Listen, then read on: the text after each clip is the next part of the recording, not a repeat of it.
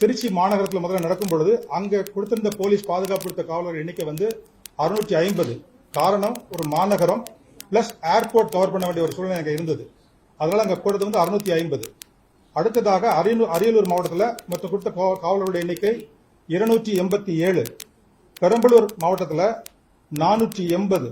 நாகப்பட்டினம் மாவட்டம் 410. திருவாரூர் 413. நாமக்கல் 279. கரூர் 500. நாமக்கல்ல கூட இதே மாதிரி ஹீட் ஸ்ட்ரோக் ஆகி சுமார் 34 பேர் ஹாஸ்பிட்டலைஸ் ஆனாங்க. பொறுப்பு டிஜிபி அவர்களும் ஏடிஜிபி அவர்களும் பேசிய பத்திரிகையாளர் சந்திப்பு நான் கவனிச்சேன். எனக்கு அதுல நம்பிக்கையே போச்சுங்கண்ணா. ஏன் போச்சுன்னா 500 பேர் டிப்ளாய் பண்றோம். என்ன 500 டிப்ளாய் பண்ணாங்க? அவ்வளவு ஃபுட்டேஜ பாக்குறோம். போலீஸ்காரங்களே தெரியலையே, 100 பேர் கூட இல்லையே. வண்டியில் உட்கார்ந்து இருக்கிறவங்க, டாக் ஸ்குவாட் வச்சிருக்கிறவங்க, பாம்ப் ஸ்குவாட் வச்சிருக்கிறவங்க, எஸ்பி கூட கன்மேனா வந்தவங்க, இவங்க எல்லாத்தையும் சேர்த்துனா 500 வரும். பட் அவங்க எல்லாம் டியூட்டியில் இல்லையல்ல, எங்கேயோ ஸ்ட்ரைக்கிங் ஃபோர்ஸ் வண்டிகள் உட்கார்ந்து இருப்பாங்க போலீஸ் வண்டியில். அவங்களுக்கு என்ன பிரயோஜனங்கண்ணா? அதனால அவர்கள் பம்மாத்து வேலை செய்யறாங்க. இரண்டாவது, பத்திரிகை நண்பர் ஒரு கேள்வி கேட்டீங்க, அண்ணே முதல்ல கேட்ட இடத்த கொடுக்காம ஏன் இந்த இடத்த கொடுத்தீங்க? அதுக்கு சரியான பதில் சொல்லலையே. இடத்த நீங்க கொடுத்திருக்கணும். கொடுக்கல அப்படின்னா எதிர்கட்சி தலைவர் அவருக்கும் இந்த இடம் தான் கொடுத்தோம். எதிர்கட்சி தலைவர் விஜய் அவர்கள் 2 பேரும் ஒரே இடத்துல பண்றாங்க. விஜய் அவர்களை பொறுத்தவரை நம்ம நல்லா புரிஞ்சுக்கணுங்கன்னா, இளைஞர்கள் வர்றாங்க. எதிர்கட்சி தலைவருக்கும் பெரிய கூட்டம் கூடுது. இளைஞர் அன்கன்ட்ரோலபிள். இளைஞர் அவ்வளவு பேர் வரும்போது அந்த எனர்ஜி எங்க கண்ட்ரோல் பண்ணுவீங்கன்னா, எங்க மேல நிக்கிறாங்க அங்க நிக்கிறாங்க.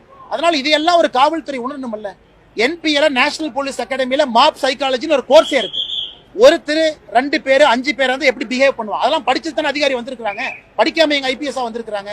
அதனால் இளைஞர்கள் அதிகமாக சேரும் இடத்துல யாரு பேச்சு யாரு கேட்க மாட்டாங்க.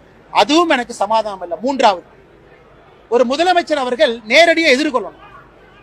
அதாவது ஒரு சிபிஐ என்கொயரி கேட்கறாங்கன்னா கொடுக்கணும். அதை விட்டுட்டு அவரே ஒரு ஜட்ஜை செலக்ட் பண்ணி இவங்க தான் பண்ணுவாங்க, அதுவரை அரசியல் பேச மாட்டேன்னா என்ன அர்த்தம்? ஒரு அரசியல் யாரும் பேச சொல்ல. முதலமைச்சர் அவங்க சரி ஒன் மேன் ஜஸ்டிஸ் அவங்க பண்றாங்கன்னா எந்த ஆங்கிள் பண்ண போறாங்கன்னா, ஃபோரன்சிக் டிபார்ட்மெண்ட் அவங்க கையில் இருக்கா? எப்படி செக் பண்ண போறாங்க? கண்டிப்பா அதை ஏத்துக்க மாட்டாங்கன்னா. நான்காவது, பொறுப்பு டிஜிபி ஏன் போட்டீங்க? ஏன் டிஜிபி போடல? திரும்ப அதே கேள்வி கேட்கிறேன். ஒரு டிஜிபின்னு போட்டா அத்தருக்கும் அதிகாரம் இருக்கும். பொறுப்பு டிஜிபி அவரு யார்கிட்ட பேசுறாரு? ஒரு டிஜிபின்னு போட்டா தானே கண்ட்ரோல் இருக்கும். இன்னைக்கு இருக்கிற மாவட்ட கண்காணிப்பாளருக்கு தெரியும் பொறுப்பு டிஜிபி அடுத்த வாரம் மாறிடுவார்.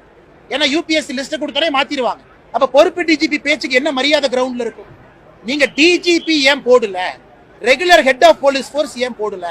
அதுவும் எங்களுடைய குற்றச்சாட்டு. முதலமைச்சர் நான் வேகமா வந்தேன், நான் பேசினேன் அப்படிங்கறதெல்லாம் கிடையாதுங்கண்ணா.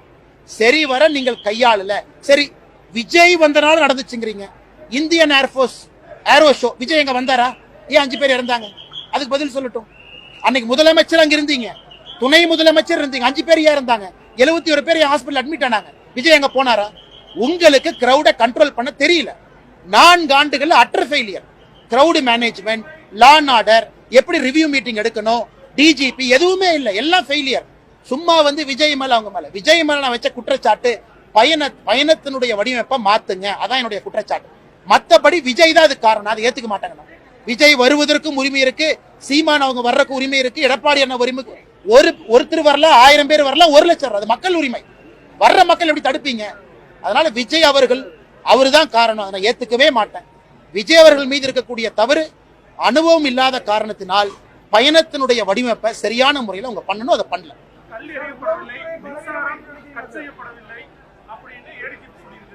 அண்ணா, மின்சாரத்தை பொறுத்த வரைக்கும் நானும் ஒரு காவல்துறை அதிகாரிகிட்ட பேசினேன்.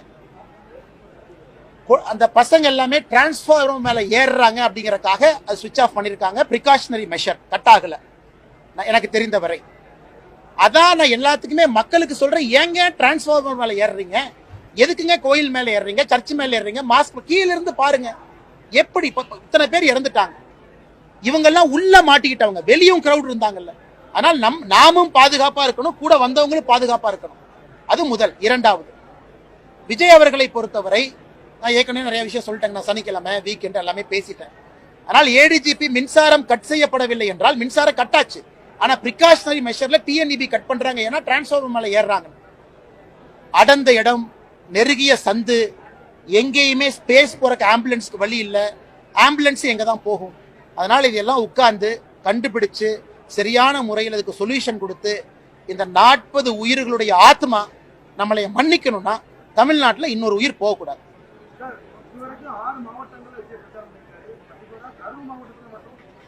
ஆனா பெரம்பலூரே டேஞ்சருங்கன்னா, பெரம்பலூரே it was very close to danger. ஆனா பெரம்பலூர் நல்ல வேலை அன்னைக்கு அசம்பாவிதம் நடக்கல. நானும் டிவியை பார்த்தேன், அந்த வீடியோவை பார்த்தேன். ஓரளவுக்கு முன்னாள் காவல்துறை அதிகாரிங்கிற முறையில பார்க்க முடியுங்கண்ணா. பெரம்பலூர் வாஸ் டேஞ்சர் அண்ணா. அன்னைக்கு ஏதோ கடவுளுடைய இதுல தப்பிச்சாச்சு. அடுத்தது நாகப்பட்டினம் விடுங்க, வேற ஒரு திருவாரூர்ல விடுங்க. நாமக்கலுடைய ரோடு வேற. அதே இடத்துல பாரதிய ஜனதா கட்சியும் நம்ம கூட்டம் போட்டிருக்கோம். அந்த ரோட்டினுடைய தன்மை வேற.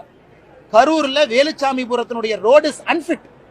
இது போன்ற ஒரு கூட்டத்துக்கு அன்ஃபிட். அது 2000 பேர் 5000 பேத்துக்கான இடங்கனாது. அது 27,000 பேர் 30,000 பேத்துக்கான இடம் கிடையாது. அதனால் இடம் முதல் பிரச்சனை, பாதுகாப்பு குளறுபடிகள் இரண்டாவது பிரச்சனை. விஜய் அவர்களுடைய வடிவமைப்பு தான் பிரச்சனையோ தவிர விஜய் அவர்கள் இதுல பிரச்சனை இல்லை. அவருக்கு உரிமை இருக்கு, யாரை வேண்டுமானாலும் எங்கு வேண்டுமானாலும் சந்திப்பதற்கு. Complete failure. உளவுத்துறை என்ன சாதிச்சாங்க? என்ன சாதிச்சாங்க நீங்க சொல்லுங்க. கள்ளக்குறிச்சியில டிஎம்கே காரன் போய் விக்கிறான். என்ன பிடிச்சாங்க? பிடிக்கல. அந்த யாருன்னு பேரு நாங்க போட்டோம் பண்ணல. இந்தியன் ஏர்ஃபோர்ஸ் ஷோல எத்தனை பேர் வர்றாங்கன்னு தெரியாதா? சரி, உளவுத்துறை இவங்க சொல்றாங்க 3 மணில இருந்து மக்கள் சேராங்க. சரி, 3 மணிக்கு உளவுத்துறை தூங்குச்சா, 5 மணிக்கு தூங்குச்சா, 7 மணிக்கு தூங்குச்சா? 2000 பேர் வந்துட்டாங்க, 10,000 பேர் வந்துட்டாங்க. இன்னும் கொஞ்சம் போலீஸ் போர்ஸ் அனுப்புங்க, ஐஜி ஸ்பாட்டுக்கு போங்க. அப்ப உளவுத்துறை என்னதான் செய்யறீங்க? எல்லாம் முடிஞ்சதுக்கு அப்புறம் பேட்டி கொடுக்கிறது மட்டும்தான் உளவுத்துறை டிஜிபி ஏடிஜிபியினுடைய வேலையா? உளவுத்துறை பொறுத்தவரை தமிழகத்துல பொலிட்டிக்கல் இன்டெலிஜென்ஸ் கொடுக்கிற துறையா மாறிடுச்சு. முதலமைச்சருக்கு டெய்லி காலைல 8 மணிக்கு வீட்டுக்கு போய் பொலிட்டிக்கல் இன்டெலிஜென்ஸ் பிரீஃபிங் கொடுக்கணும். அதான் தமிழக உளவுத்துறையினுடைய வேலை. அண்ணாமலை இட்லி சாப்பிட்டாரா, பூரி சாப்பிட்டா, இதான் அவங்க வேலை. எங்க போனா எங்க வந்தாங்க. இதை விட்டுட்டு ரியல் டைம் ஆக்ஷனபிள் இன்டெலிஜென்ஸ் உளவுத்துறை கொடுக்கல. அது 4 ஆண்டுகள்ல திராவிட முன்னேற்ற கழக ஆட்சியினுடைய சாபக்கேடு, இன்டெலிஜென்ஸ் ஃபெயிலியர்.